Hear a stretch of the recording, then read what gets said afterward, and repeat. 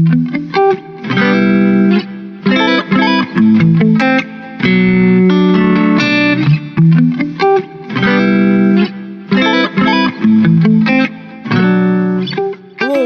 to the Above Average Podcast, the only AA meeting worth attending, the only refuge for the above average, and I'm your host, Lake, and with me as always is my co-host, Tanim. Tanim, how are you doing? Are you ready to go back to work? I am not. Well, thankfully, I don't have to, but some people do. Wait, what do you mean you don't have to? I mean, I don't actually have to go to the office like some people. Man, go fuck yourself. I'm like 4 weeks away, or I'm counting down the weeks now. I'm like, let's see, 1, 2, 3, 4, 5, 6, 7 weeks away from having to return to the office, and I am not looking forward to that, man. You gotta get your back to work clothes back. Yeah, see, that's the problem. Like, I don't know if anyone else has run into this problem, but I haven't been to the office in almost 2 years, and I have no idea if any of my back to work clothes still fit. Like, I don't think I gained weight like a lot of people did during the pandemic, but like I might have actually lost weight, but you never know. Like, I feel like it's not going to be right. I got too used to wearing jeans and a t-shirt, if that, or pajamas to work. I mean, at least you're putting on pants. A lot of people just come out with shorts and they do the top half Zoom meetings. Yeah, exactly. Well, actually, I've been tempted to just do like pajama shorts now that like my camera, like I got a new laptop and the camera thing has like a manual like block switch, so it like covers the camera lens. Nice. So people just can't see me Yep. working in my underwear. So, that's good. But I'm not feeling it otherwise. Do you think like companies are going to like lower their dress standards to like get people back to the office? Definitely not. No, you think it's just going to like we're still going to do the 3-piece suit, slacks, and a fucking blue shirt and slacks and brown shoes? Yeah, depending on whatever industry you're in, you're gonna go back to wearing whatever that is. And because like people think of work as putting that professional foot forward, and especially when you have like clients or like meetings, people are gonna go back to dressing up. You know what? Fuck this. I'm moving to the tech industry. I'm gonna magically learn how to program, and I'm gonna make a drastic career change, and I'm gonna wear sweatpants to work and get paid $200,000 a year to wear those sweatpants and work until 2 a.m. Yeah. No, I'm at the point, like, but I am at that point where I'm thinking like, oh, I need like it makes me want to do like a drastic career change so I never have to go back to work. Yeah. Maybe I'll win the lottery or win like a magical personal injury claim. Something. Or I don't know. I don't know what's better than that. Change careers, personal injury claim. That's really my only two options. Could always be a Instagram influencer, be a TikTok star. Oh God. See, no, I have some dignity, I say, doing my office job in pajama pants. But yeah, I think like the cloutrepreneur lifestyle, like people are starting to like see it for what it is, which is like, a con job of selling people like the lifestyle of an entrepreneur, and that's how you make your money. Like, you don't actually sell things. Yeah. Like, you sell the idea of selling things to like people who want to get rich quick. Like, it's like it's the new get rich quick scheme from like the 80s, like where you buy a videotape and it's like you got to sell and yeah, and guys show off their lifestyle in those videotapes and talk about how you can make a shit ton of money with no work.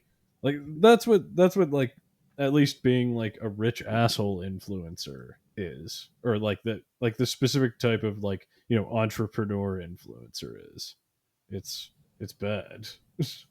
I'm not into it. But like I'm more and more convinced that the city of Dubai was invented entirely for those people. We're just like, yeah, I get up at 6 a.m. and work 100 hours a week, grind set, alpha brain. Dubai is just for those people to like show off what rich assholes they are, and they're not stupid. Like the people who follow them are stupid, but I'm sure they know like what. like they're not actually doing anything and they're scamming these people out of their money. And that's smart in a way. I wish I could scam people out of their money for a living, and like, you know, just by taking Instagram photos in Dubai. I mean, maybe that's your new career line. No, that's true. All right. Oh yeah, maybe let's do that. Let's just like let's go to like Scam people. yeah, no, yeah. Tanim, you and I, we're gonna go to like rich asshole places and just take pictures and just be like, yeah, grind set. Have you ever met anyone who like, you know, brags about working 100 hours a week that actually did? No. Exactly. Like no one does that. What's the study? Like the studies show like you can't really put more than like 60 hours of productive work in a week, because you just like you start to burn out and like you get like less productive the more you work. So it's just like you're not going to actually like get anything out of a 100-hour week. And also like dudes who say that are definitely like counting like, you know, their workout, eating dinner, you know, all the Commute times. exactly the 5 hours a day they spend like watching TikTok on their phone instead of working, you know, that we all do. No one actually does that. You're actually full of shit.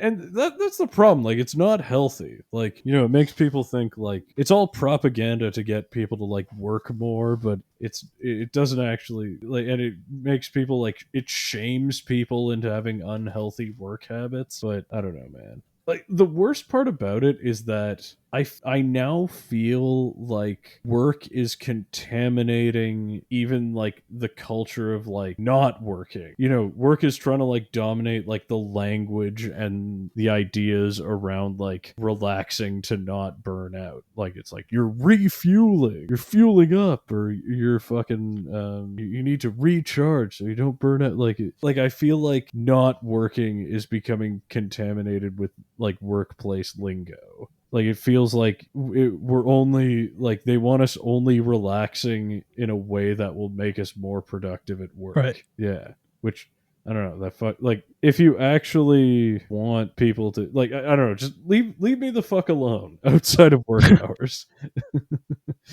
Okay. I can't do it, man. You and I both know LinkedIn. We both agree LinkedIn is the worst social media, right? No, I don't think so. Okay, wait. Okay, what is the worst social media platform? For me, it's TikTok. Why is that? I just don't find any relevance into it. I mean, there's some videos, but I mean, what's the difference between that and like Reels or like Twitter videos or YouTube? Okay, like so it's like you hate it just because like It's just like things you do when you're bored and have nothing to do and doesn't really add any insight to anything. which I mean, isn't that social media by definition? Unless you have like an actual conversation with someone and like talk about a topic, right? But there's no like back and forth with Yeah. Instagram or TikTok. Yeah. Like, yeah, and Instagram is just like, yeah, like I said, it's just like people showing it. Most of it is just like rich assholes showing off what rich assholes they are. like what I mean is like I think LinkedIn is the worst in terms of its content, not necessarily in terms of its like structure as like a web platform or like as a website or like an app. It's just the content in that like it's the most phony. You know, I get that like Instagram is phony because like I said, rich assholes pretending to be something they're not and selling their lifestyle. But like LinkedIn is so much worse. Like LinkedIn is like entirely people's personalities ground away by like workplace etiquette. And I get why it has to be that way, but like simultaneously like impersonal and sterile, but also like way too personal for like, you know, like a professional workplace site. Right. I mean, they try to change it up to kind of make it less still professional, but like more like story driven, personal Yeah. story like Facebook is. But I mean, it doesn't really work that well because when you mix like your personal stories and just like, I ate this today, and like on Yeah. your LinkedIn post, it's like we really don't care what you ate. It's like the branding of like people's struggles into like this soulless corpo bullshit into like advertisements about how like, oh, we care. But it's like saying like, oh, I struggled with this mental illness or this illness, and and I overcame, and like it's like weird phony inspiration porn. And, not that people don't actually go through this, it's just like the commodification of it makes it feel phony. Like it takes like real emotions and like makes it part of a marketing strategy.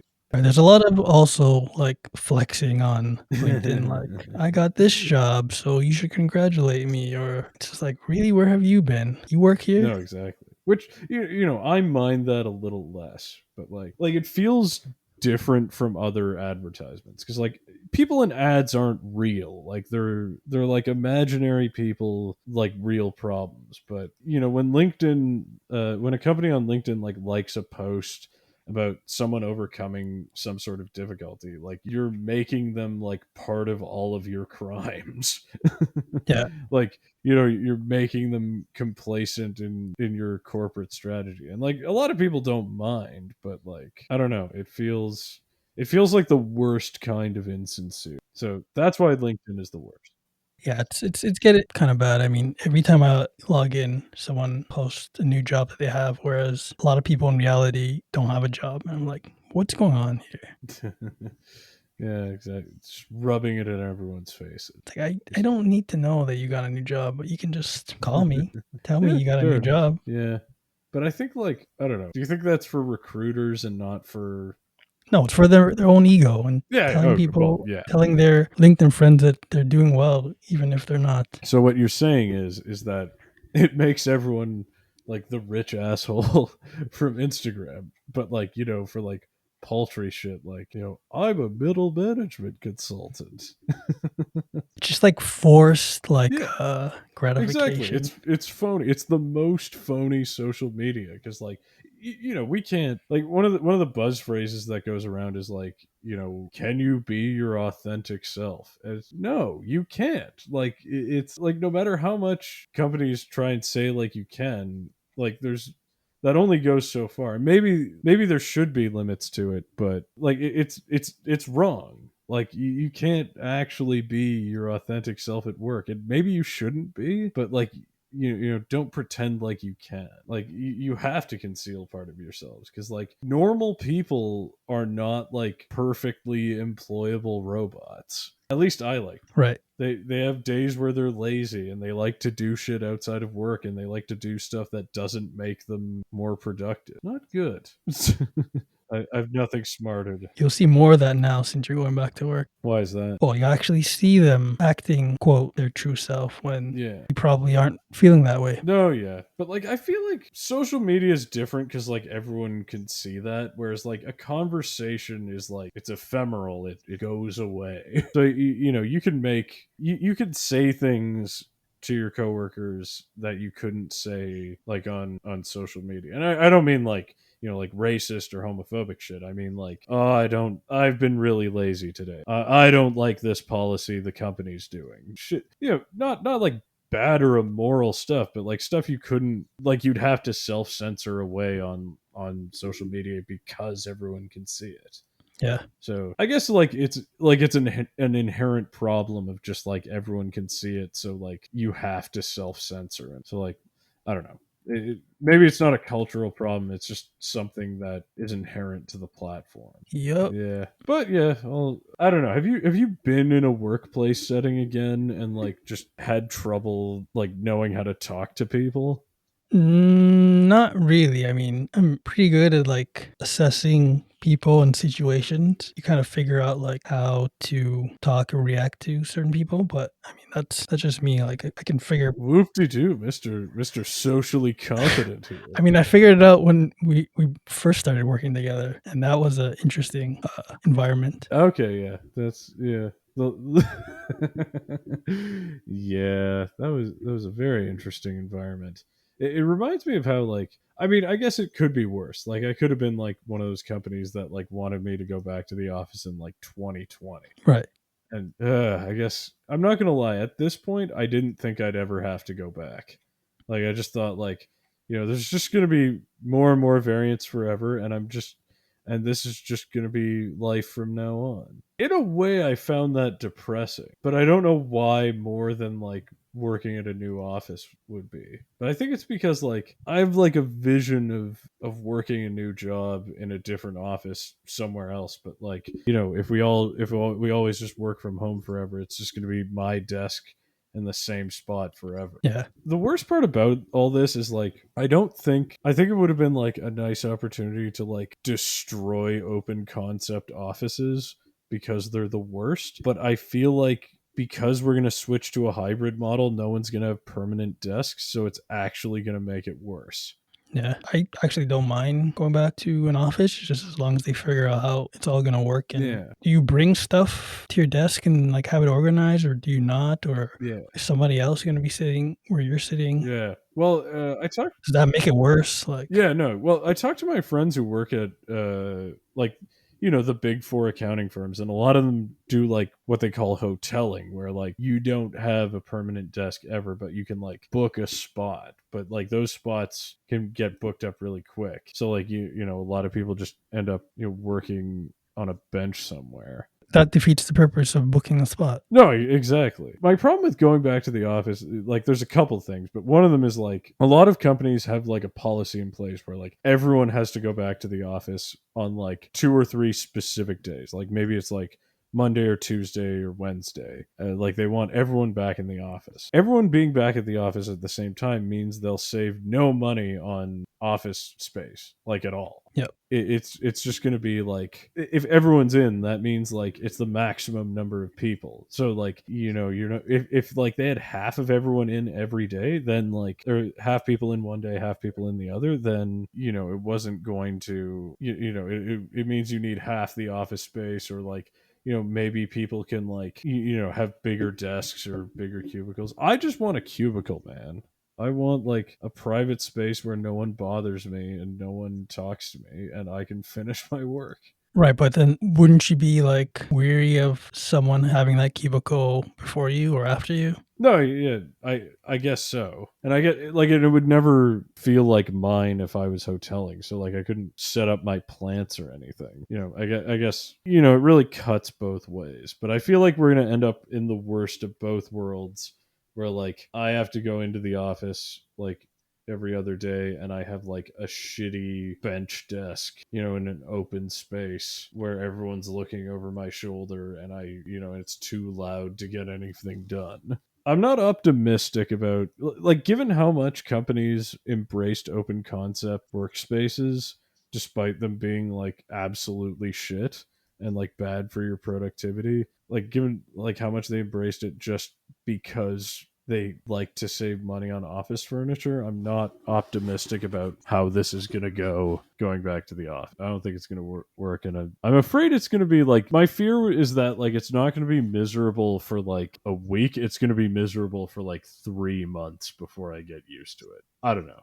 I mean, that's usually what it's like when you get a new job. Yeah, that's true. I don't know. I feel like I can like at least get comfortable within like 2 weeks. It feels like I've said this before, but like it does feel like going back to school after summer vacation. Yeah. Not that I've been on vacation this whole time, but You gotta get that new backpack and pair of shoes. like I haven't commuted this whole time. I haven't woken up before 8:30 in like a year and a half. So I guess it was the same thing when I first started working after university. Like, you know, throughout university, I don't think I ever got up. Like, I rarely got up before 9, except for like one horrible semester where I had 9 a.m. class every day. You know, I guess I got used to like getting up early for work. So I'll get used to this, but I'm still not looking forward to it. Yeah, that's the one thing probably that I wouldn't look forward to, just the commute and like congested trains and like in the morning or like after work. Yeah, no, I miss like I had a job where I could walk to work once, and that was great. I didn't have to touch anyone. Like, you know, it was hot in the summer, it was cold in the winter because Toronto's a miserable place in that sense. But I didn't have to touch anyone. I didn't have to have like a scrap of human contact. That was great. Yeah, no, it's tricky. Will you get the booster shot when it comes out? The for the Omicron variant. Maybe not. I don't think they have anything for that now. But I mean, just a third booster that they're giving out to a lot of I mean, seniors.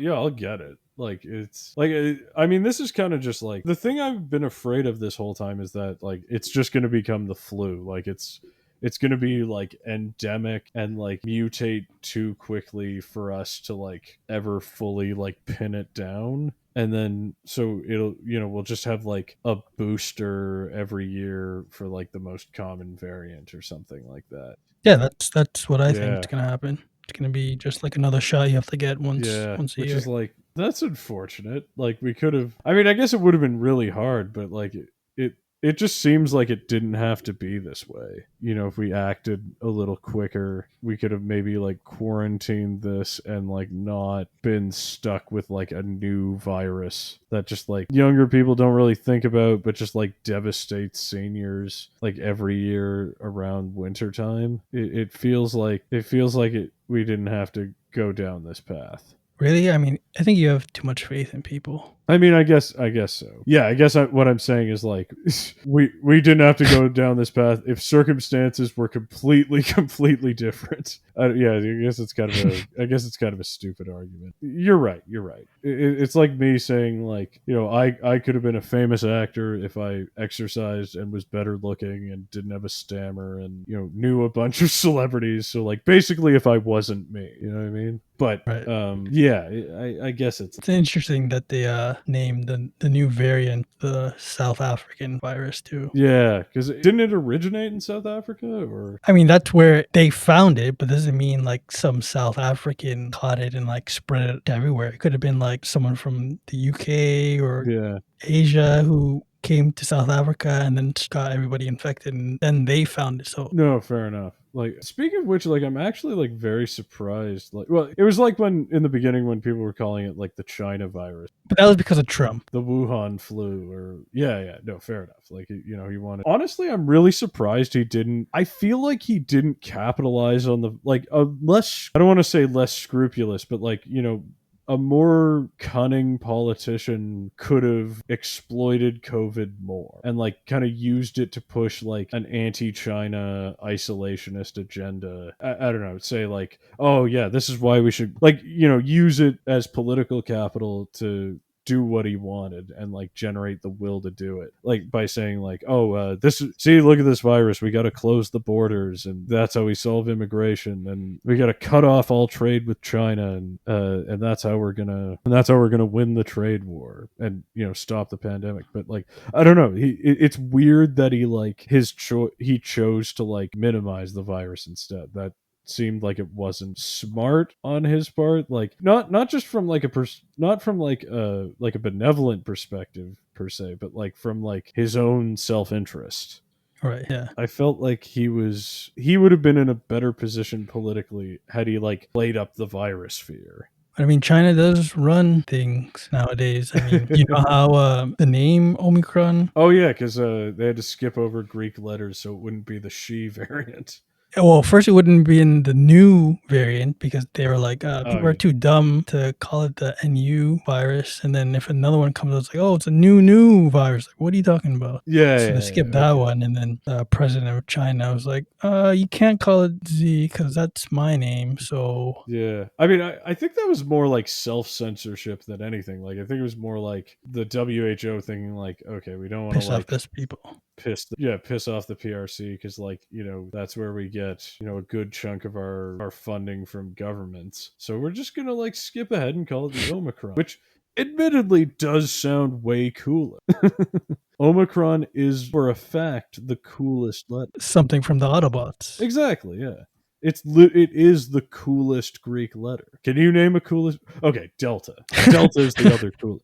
Like we got Delta Force, and that's all I can think of. But they got Delta Force. Omega's good, isn't it? Oh yeah, Omega's a cool sounding Greek letter. Okay, yeah, Omega's pretty cool because it has mega in the title. Oh wait, no, I'm getting my Greek letters mixed up.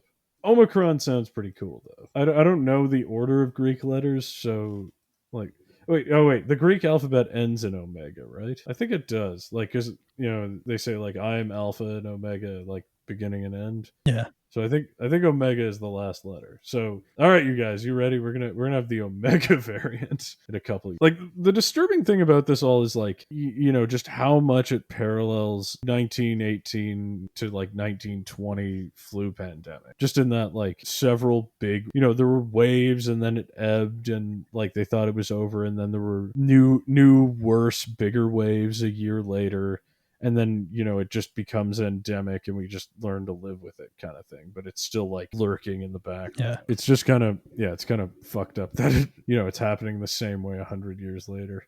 We learn nothing. Absolutely nothing. But you're right, like maybe it was always that there's nothing we could have actually done. Human nature is what it is, and like we were never gonna actually solve this one. It's also like the new variants and shit are so like it looks like it's gonna be like last year where we just have COVID Christmas again. So lots of staying inside watching movies. Pretty much, or like TV shows. Yeah, exactly. Do you have a Christmas watch list you want to get through? Not so much Christmas theme. I mean, I don't really watch a lot of holiday movies, but I mean, Are you trying to tell me you do not watch Hallmark Christmas movies I do not. the I whole think month of December?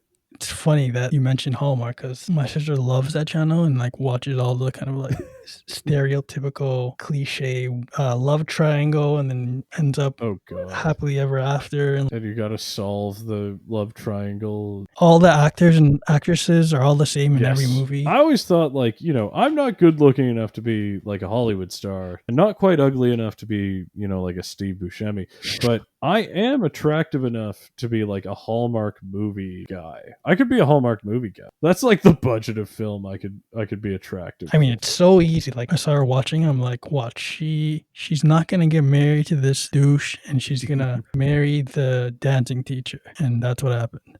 Oh, okay, yeah. See, I watched. I forget what it was called. It has like Sarah Jessica Parker and Luke Wilson and some other guy, and like Sarah Jessica Parker's like the uptight girlfriend goes to like this guy's family, and they're all kind of hippies. They're like super judgmental of her for being so square, and I was thinking like, okay, is this gonna go? This is gonna go where like they finally accept her and like they get married and shit, but then like they end up in like a love quadrangle with Luke Wilson and shit, and it like just goes fucking off the rails. This was on Hallmark? Cause Oh no, usually this is not a Hallmark Hallmark movie. This is like an act. only hires like CD listers. Oh yeah, no. This was not a Hallmark movie. It's just, but it was like of the genre of like Christmas love triangle movies, Right.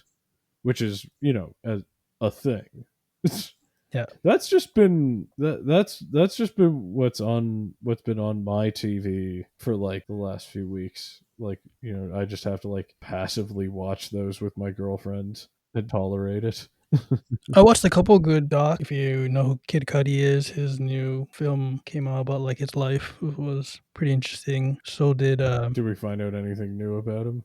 no, we just talked about like his life dealing with like depression and stuff, and like he was one of the first kind of artists embrace actually like talking about like your feelings, but also as like a rapper. And then Oh, okay. that kind of inspired a lot of other rappers and musicians, and it's one of the reasons that influenced Travis Scott, and his last name Scott, which is Kid Cudi's name. Oh, okay. And the DMX movie was good too. He talked about his life before he passed. Oh, damn. Well, shit, now I remember DMX died. But call me old-fashioned, but I think rappers shouldn't talk about their feelings. I think they should either like do drugs like DMX, or they should like get really buff and try and sell Alpha Brain on the internet like Big Hurt.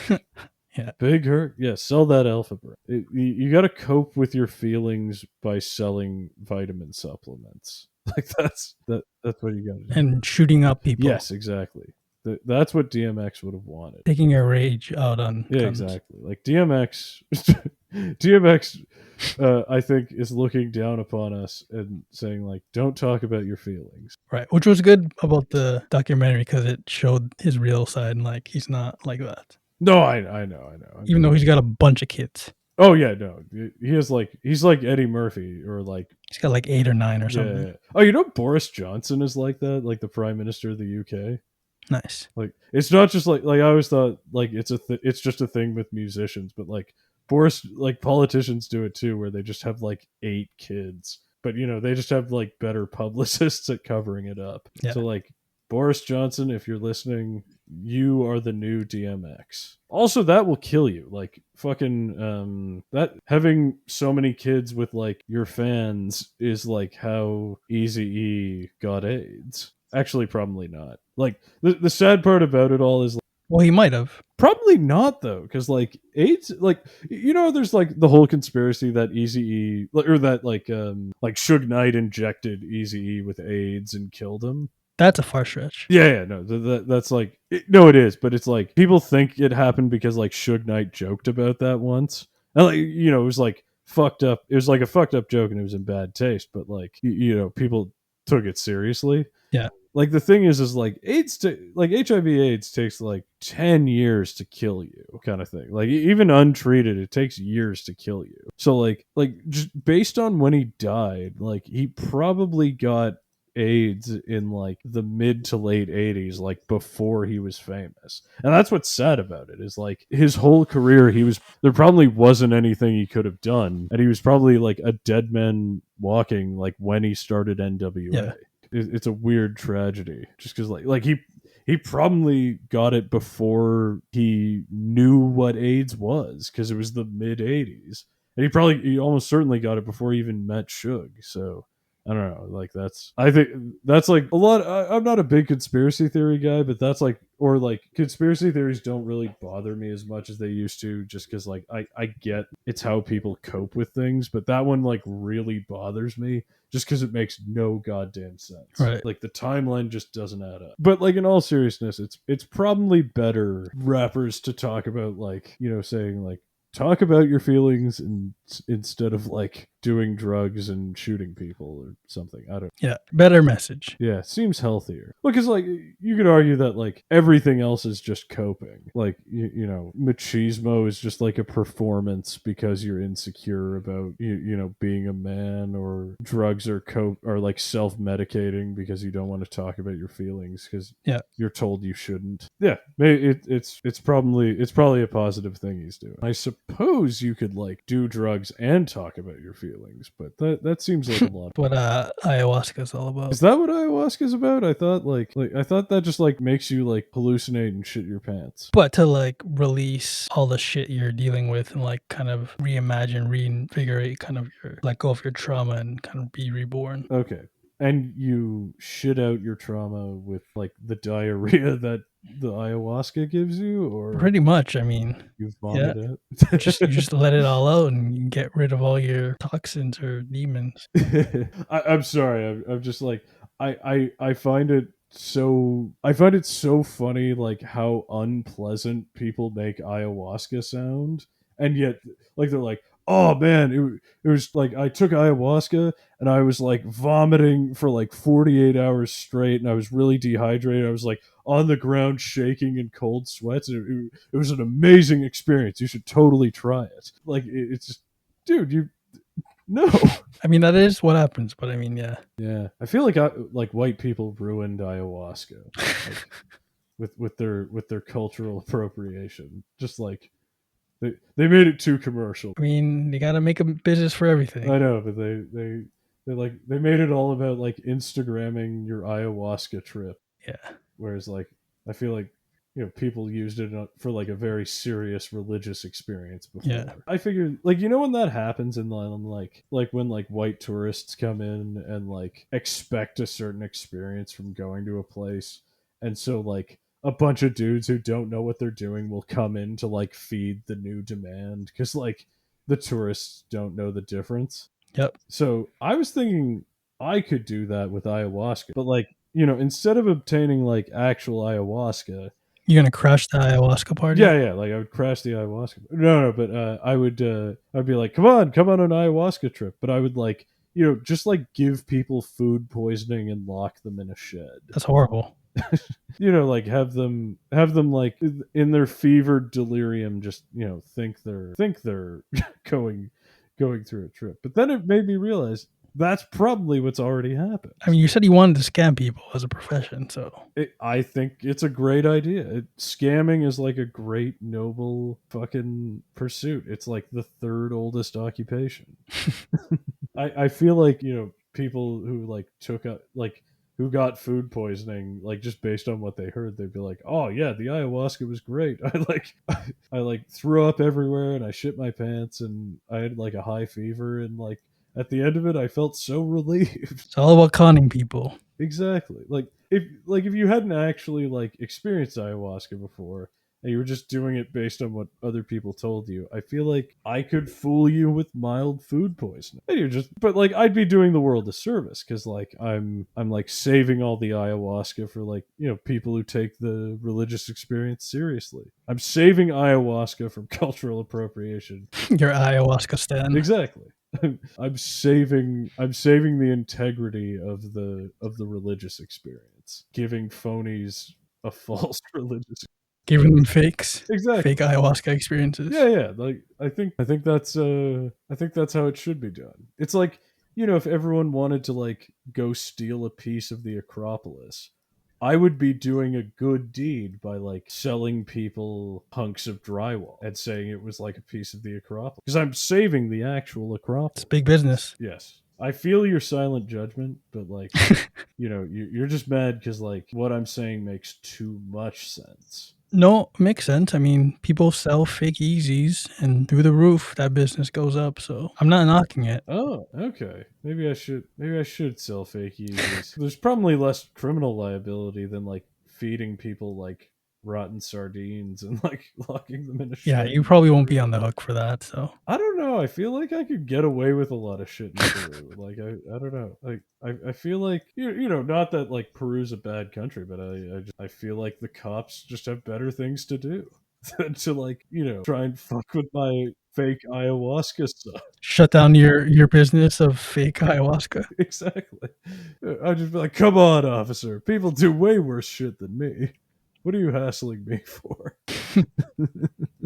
Fake ayahuasca. It'll be a brisk business. So, investors, contact us on our social media feed. We'll talk. Hit us up.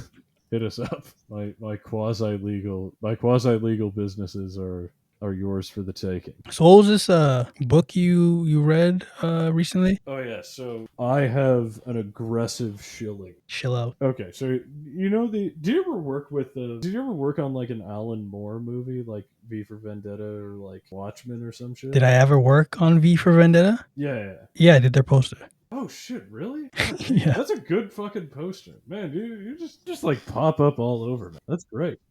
Random little gems here and Nice. there. Yeah. You got yeah, like those are like good memorable posters. Like you got like American Gangster, you got Thor Ragnarok, and you got V for Vendetta. That's a good fucking poster. I remember looking at that poster when I was a kid. Yeah, I would just like try to get that whole like propaganda type like World War II feel of it, but like cool. with like this vendetta kind of cult ass group and kind of like get that vibe. Wait, so like, is yours the one that says "Freedom Forever," or is it the one with like? Hold on, I'm trying to find the movie poster. I mean, there's several posters of it. Did you do all of them, or like did like you do? No. Like they hired different companies to do various posters. Oh wait, did you do the one where it's like the really iconic one where it's like V standing out front and the crowd of people in Guy Fawkes masks behind him and like Natalie Portman's face like right at the top in the background? Yeah. Okay, that's okay. So you did the good one. Like you did the good poster. Yeah, no, that's fucking cool. Yeah, I see what you mean by propaganda poster. That's neat. That really fits with the theme of like the British government turns into Nazis. Yeah, they'll send you like pictures, and sometimes they're really strict, but other times, especially when it's like a new IP, like original kind of concept, it's just like see what you can do with this. Damn. Okay. No, like because this is a good fucking poster. Like given like it doesn't give much away into like I don't.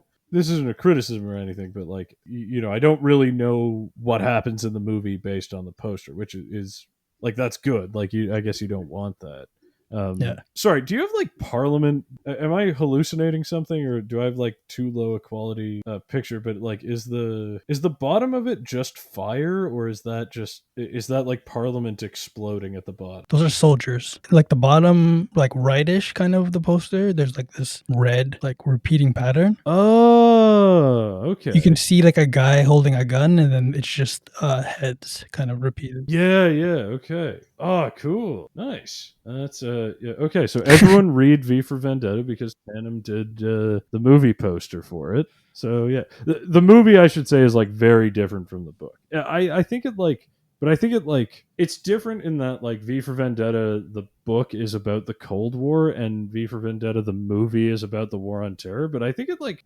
transfers it to the modern age really well. I think it's like one of the better like modernization adaptations I've ever seen. Yeah, it was a good movie. Yeah, they stayed true to the book. Like they stayed true to the themes while making it relevant to like this day. When did it come out? I forget. 2006. That's when I first started. Damn, that is a good fucking poster, man. Good job. Anyway, the reason I brought that up is because so the guy who wrote that also wrote Watchmen, and he's a British comic book author named Alan Moore, and which like did you ever read any of his comic books? Am I explaining an author you already know to you, or? I know of him, yeah. So, but I mean, you can explain it anyways. Okay, yeah. So like, yeah, he like writes like kind of unconventional comics.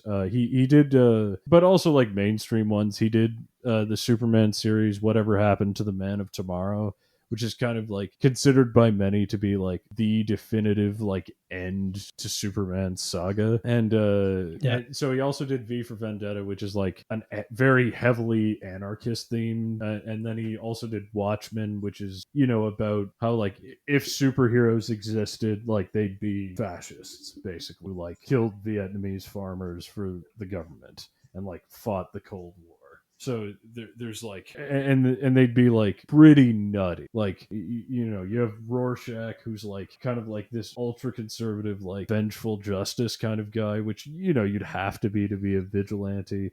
But anyway, it's like his kind of anarchist criticism of superheroes in general. It's kind of like The Boys or Omni-Man, but Omni-Man a little less, but like, what if Superman but evil? Yeah. Anyway, so he's a pretty eccentric guy, and he's written a few novels. The two of them I want to talk about are like called, they're written like, I think 10 years apart, or sorry, they're written 20 years apart. He wrote Voice of the Fire in 1996, and he wrote Jerusalem in 2016. And the one I've been reading is Jerusalem, but they're similar in that like they deal with themes of like eternalism, in which is like a philosophy of the passage of time, which states that like the past, present, and future are all like equally real and kind of like coexist as points in space do. So there's a lot, and he does this in both books. They're both set in his hometown of Northampton, which is a very like Northampton's like a very historically rich town in British history, because back in the day there's no like the capital is just of a country is just wherever the fuck the king lives at the time. Yeah. So they had a bunch of parliaments in Northampton, and it's where they decided like it's where they ended one of the Barons' War, and it's where they they hosted the parliament that made peace with Scotland during like Edward Longshanks wars. It's where Edward Longshanks like decreed, I think it's called the Edict of Expulsion, where he expelled the Jews from England, and it's also where they passed like the poll tax, where Wat Tyler's rebellion began. It's like very rich in history. So both books kind of take place over hundreds of years from the perspective of different characters. Yep. Voice of the Fire in particular takes place over like 6,000 years, and it deals with like the eternal nature of the place of Northampton and kind of people speaking to each other across time. Okay. But it's basically his like, yeah, it's all a commentary of his philosophy, and I think he considers Jerusalem to be his magnum opus. And it's real trippy shit. It's probably the first book in a while I've come across where I'm just like not smart enough to read it. I like the reason I know all that shit about Northampton is because like I had to like Google all this shit while I was reading it. Oh, okay.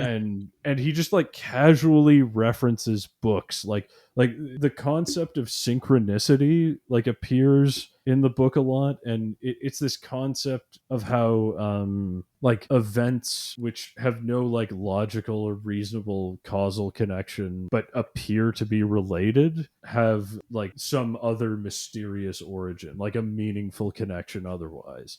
And I had to like look up like 2 books about this because like Arthur Koestler, the author of Darkness at Noon, who Alan Moore loves, says his whole theory on it is like, no, there's like an actual physical connection between like caused by like extrasensory perception that causes like deja vu and supernatural experiences. Like, you know, the feeling you're seeing a ghost in a place that's existed for a long time and people have died there, that sort of thing. Whereas like Carl Jung says it's like an entirely subjective psychological phenomenon. But like I had to look up like both these obscure books by these 2 dudes to like understand what the fuck he was saying in the book. Yeah. Which leads me to like, So not a good book?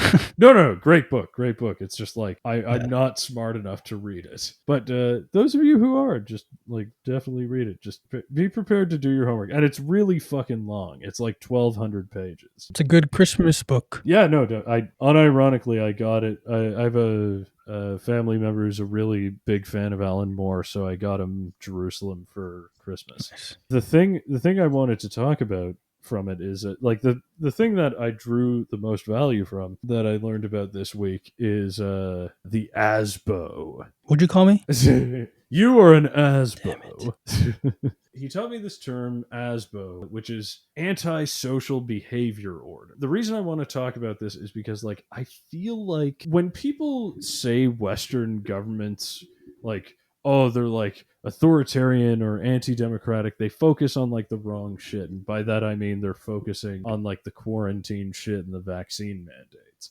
But like ASBOs are like legitimately tyrannical shit that like we just don't talk about, and or at least like we in Canada don't talk about. It's very well might be the case that people in Britain do. Let me explain what an ASBO. ASBO is an antisocial behavior order, and what that means, it's a civil injunction against people for particular behaviors. Right. Instead of like charging someone criminally, you can issue them an ASBO. And what it is like in the reason they do that is, let's say like you have someone who you think is like criminally criminally active or like a nuisance delinquent of some sort. You can issue them an ASBO, which like bars them from doing certain behaviors, like being in certain places, acting a certain way. Like for example, like you can be issued an ASBO for dangerous driving, public urination, disturbing the peace, drug dealing, that sort of thing. Right. And they can say like, okay, we suspect you're drug dealing here, so you're not allowed in this park. And if we catch you in this park, you can go to jail. So basically what it does is it allows you to charge someone civilly for something that isn't a crime, but then through that civil action, you can make it a crime because violating an ASBO is an imprisonable offense. So it's a round of, and because an ASBO is a civil thing, you don't have to prove beyond a shadow of a doubt with like a jury and a court and everything to do it. You just go to like a magistrate and get this order filled out, and it just needs, because it's civil, it just needs to be on the balance of probabilities. So really what it is it's a conspiracy to throw poor people in jail for behavior that's not illegal. Right. You can't go to jail for loitering, but you can like go to jail for like violating an ASBO that tells you not to loiter, or like, yeah, like loitering's the worst one, but like you can't go to jail for like most minor recreational drug use, but like can go to jail for violating ASBO saying like you can't be caught in this area known to deal weed. Right. This weird, but like obviously you don't apply it to rich people, you apply it to like poor council housed teenagers. It's this evil genius conspiracy to just like make it easier to lock people up and like have to do less work. And like it just means there's like two separate justice systems, like one for poor people with their ASBOs and like one for rich people who like,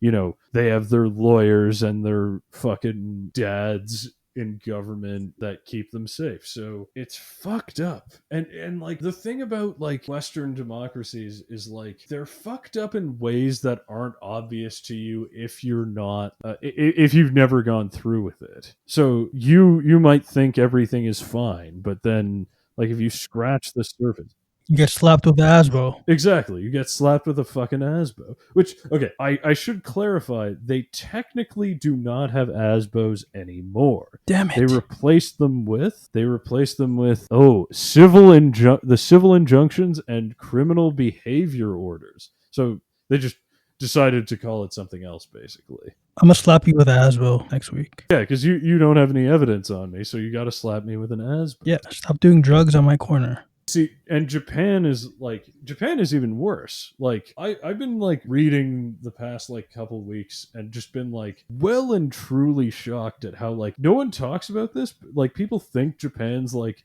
a functioning Western style democracy, but they're really not. Like Japan is a de facto one party state. Like Japan has had since World War II, there have been like 4 years where the ruling Liberal Democratic Party has not been in charge, and like so they're a one party state, and they're run by like the kids of war, like World War II era fascist war criminals, like Shinzo Abe, like the longtime prime minister of Japan who resigned, I believe last year, was the son of the Japanese economic manager of occupied Manchuria. And then you have their like courts where like Japanese courts, like they don't have like, I don't know if they have this ASBO thing, but like Japanese courts have like a 99% conviction rate. Like it's a farce.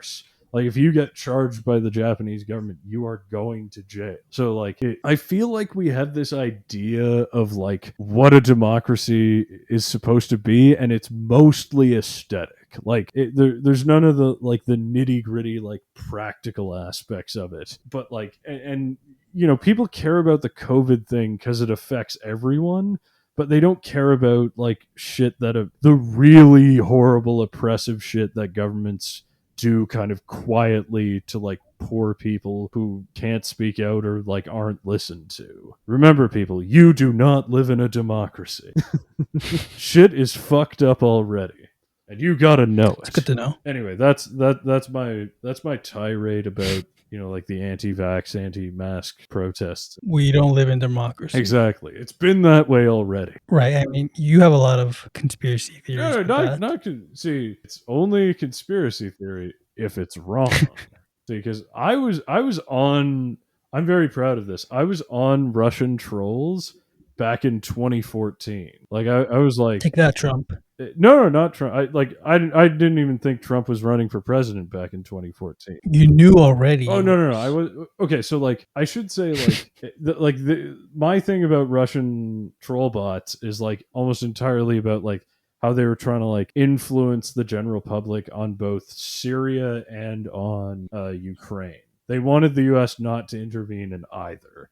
Yeah. So like they spread like conspiracy theories about how like, oh, the rebels poison gassed themselves to generate sympathy, and not Assad didn't do that. No.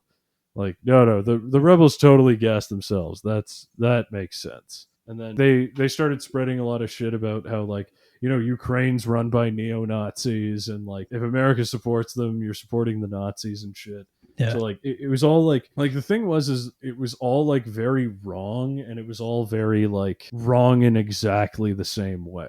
And never mind the fact that like all the commanders in like of like the Ukrainian rebel armies were like Russian-born Russian citizens.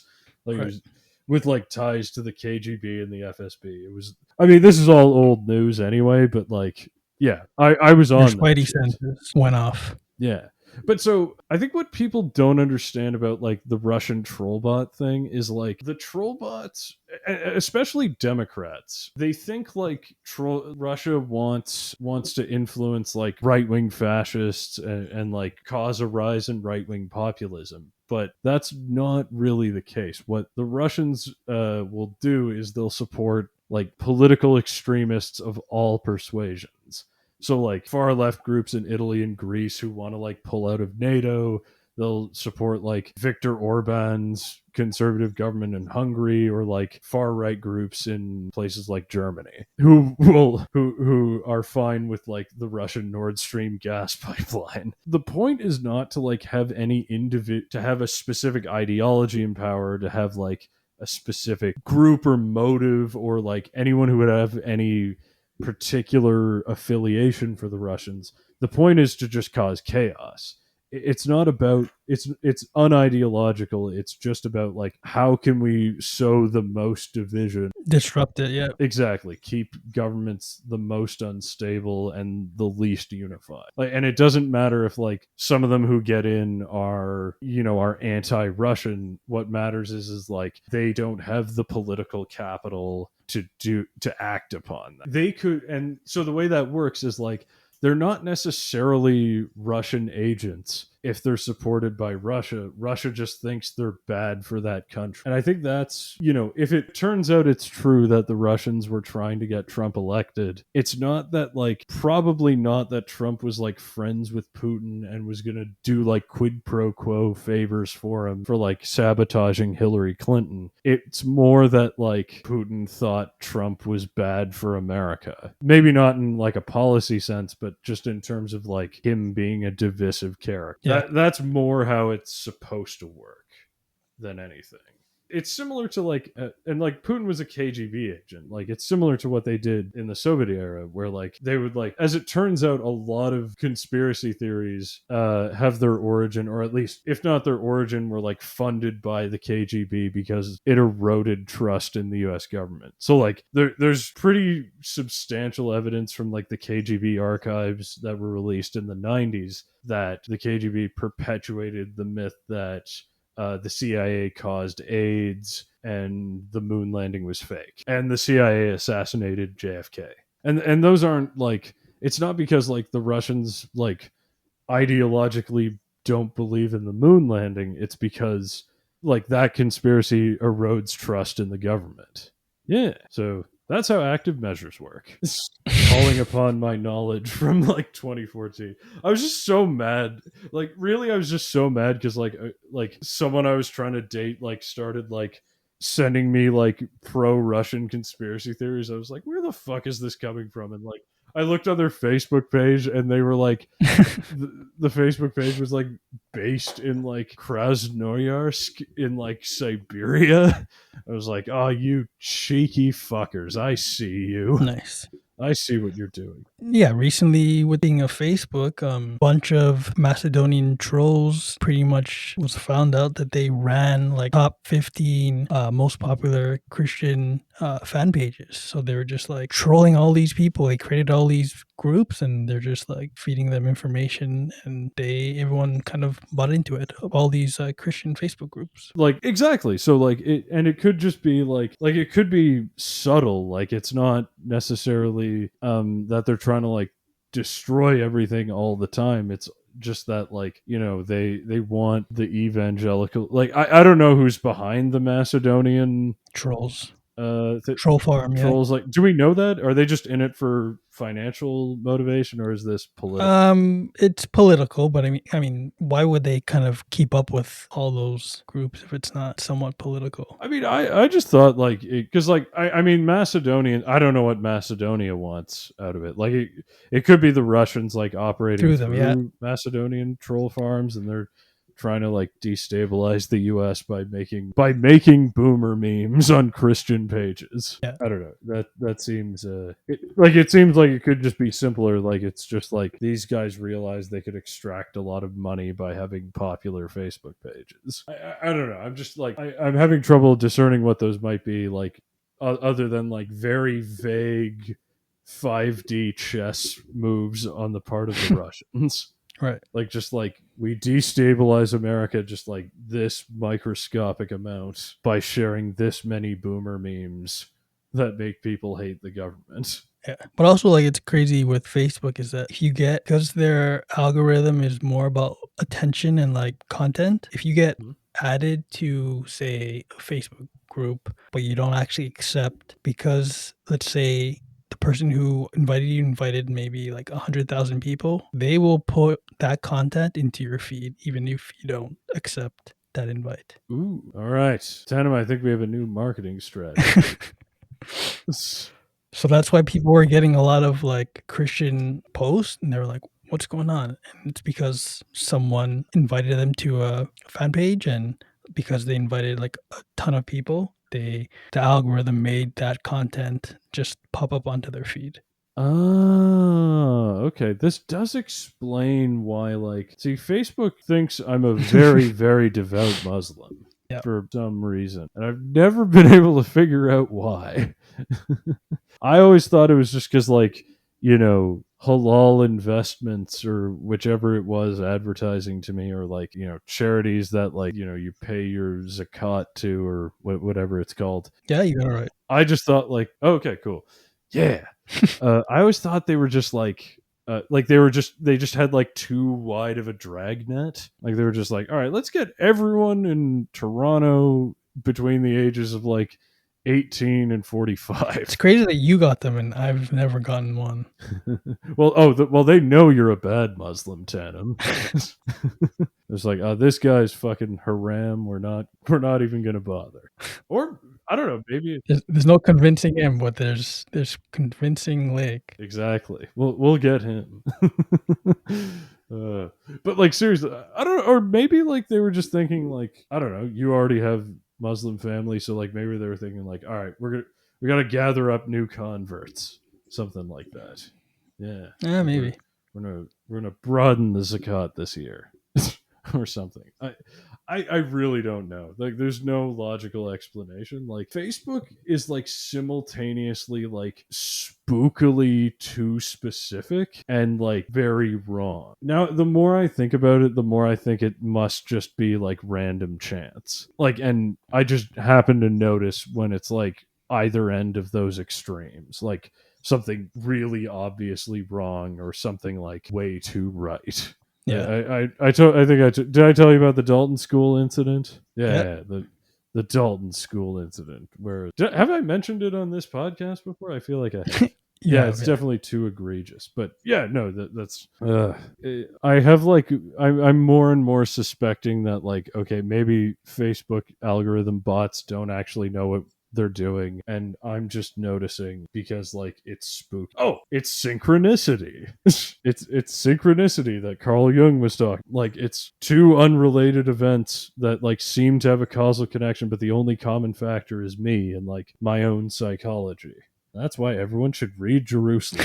It explains why Facebook ads appear. Or famous psychologists. Yes, exactly. But it explains why Facebook ads are too specific. They know what they're doing. Exactly. Zuckerberg read Carl Jung in university. That's why we're in the metaverse. Exactly. The metaverse is doing this. Or, I mean, yeah, Kostler would just say, like, I don't know, it's spooky ghosts or whatever. I don't fucking know what.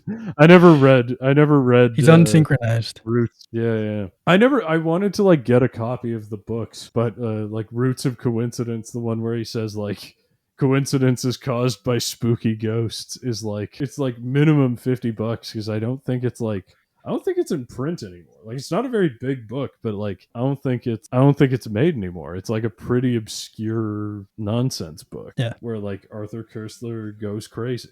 All right, so yeah, spooky ghosts. That's the explanation for everything. Spooky ghosts. Spooky ghosts. See, that's, you and I are in the wrong business. We need to scam more people. No, exactly, but like in a specific way. Like, you know, we need to like focus less on podcasting and more on fake like, ayahuasca appointments. Not even that. Just like using conspiracy theories as like an avenue to sell vitamin supplements. We need to set up some troll farms. I mean, I think selling vitamin supplements is like easier because like troll farms, like we'd have to like contact the Russians and say like, hey, we'll do this for you, and you'll pay us like 50 cents a tweet or something like that. I think it'd be easier to like, set up a conspiracy theory podcast and use it to sell Alpha Brain. Yeah, I 'Cause, mean, like, there are a lot of big conspiracy theory podcasts. no, exactly. Like, People eat that shit up. Exactly. So anyway,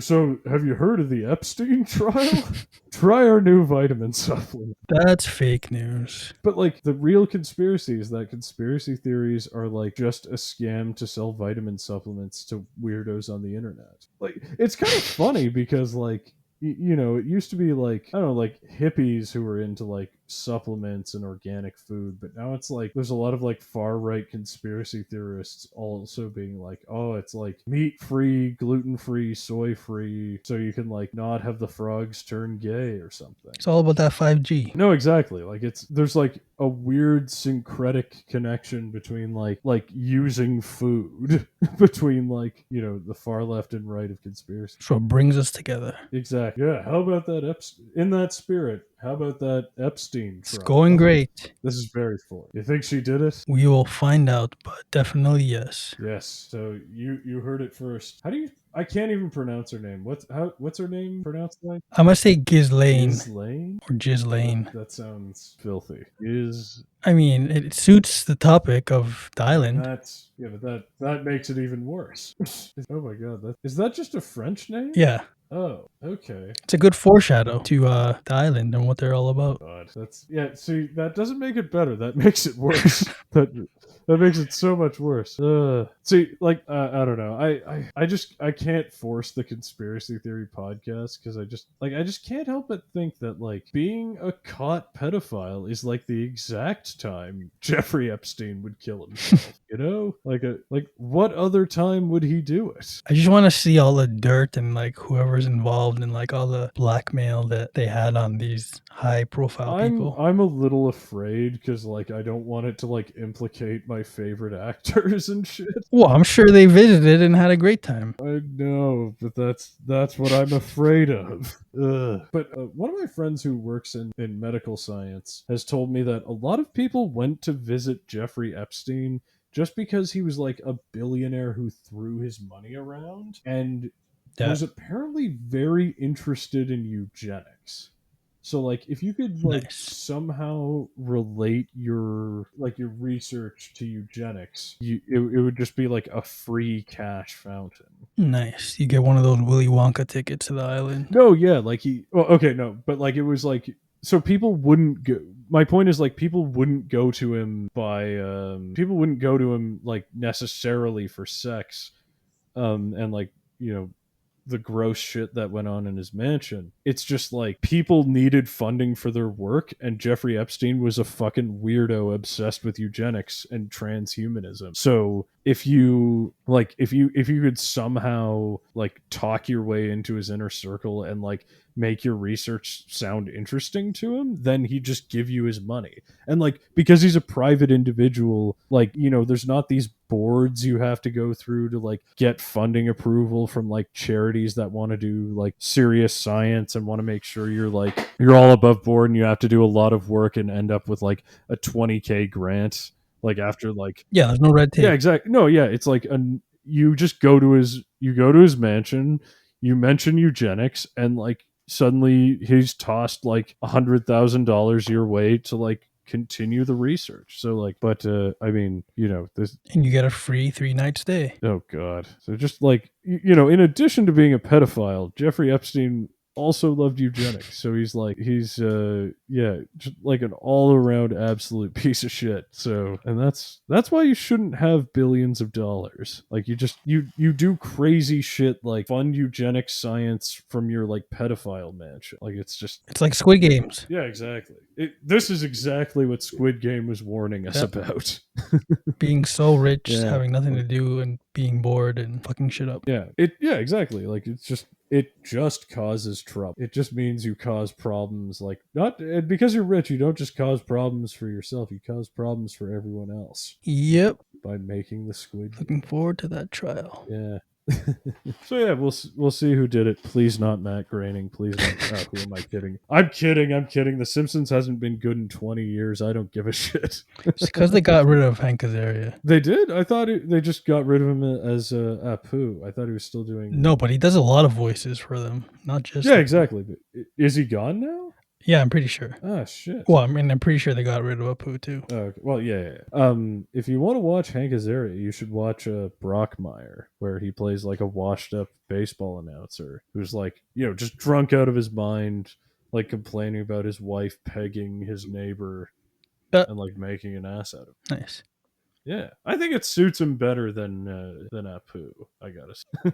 He's probably got a lot more money though from Simpsons. Yeah. Did people hate Apu because like he was the only like Indian cartoon character? Like, would people have noticed him if there were other Indian better represented Indian characters in like more cartoons? I don't know, but I mean, people are just bored and they want something to complain about. So you and Cal Penn don't agree on that one? I do not agree on that. I mean, it just came up into the conversation. Like, where has this been? Like 10 years ago? Okay, so like you never you never talked about it? I never took offense to it. Okay, all right, yeah, fair enough. I mean, it put like at least, although it was making fun of it, but the whole show was making fun of everyone, right? So it wasn't like just one race or nationality, but at least he was in there, right? Yeah. Well, yeah, fair enough. Among like Luigi and Groundskeeper, they could have said that to so many different, like Italians. You had Schwarzenegger impersonated, all these guys in there. Yeah, I mean, I can't say I'm mad about them getting rid of Apu because like that would be hypocritical because like I haven't watched The Simpsons in 20 years and it hasn't been good in 20 years, so it doesn't matter. And that's that's my position of it. It like The Simpsons just like lived too long. Right, of course. Exactly. All right, that's going to do it for us. Thanks for tuning in. You can find us on all your favorite podcast platforms. And don't forget to check us out on social media, Twitter, Instagram, Facebook, and we're obviously on YouTube.